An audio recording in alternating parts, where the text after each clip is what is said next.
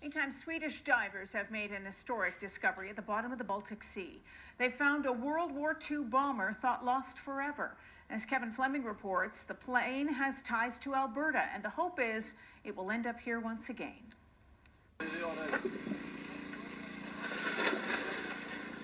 Divers with the Swedish Coast and Sea Centre are working in the Baltic Sea on a Canadian project.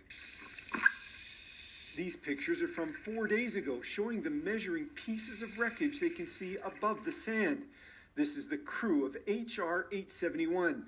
They bailed out of their Halifax over Sweden on August 2nd, 1943, after it was hit by lightning. While they landed safely, their aircraft ended up crashing into the water and now rests 15 meters below. In this area, it's 75% freshwater and 25% saltwater. So considering all things, this is the best of all worlds if you had to recover a crash bomber.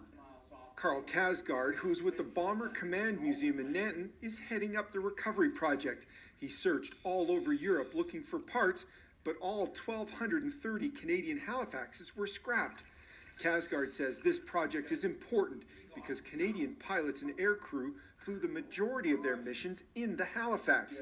He's reached out to 95-year-old Alwyn Phillips, who piloted the aircraft resting at the bottom of the Baltic. I said, Alwyn, we found your Halifax. And one of the first things he said was, I want my seat cushion back. He had a custom seat cushion made for him because he was a little guy and he needed that extra leverage in his cockpit seat. Yeah, you got the water hose down there, so you will excavate sand with the pressure hose. Yeah. The recovery project is expensive and relies on private donations. Kasgaard has set up a crowdfunding site to generate interest and raise money.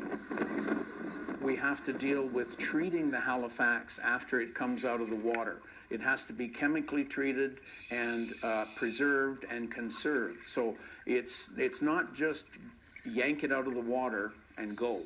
It's you have to be very careful that you don't lose any of the metal to corrosion.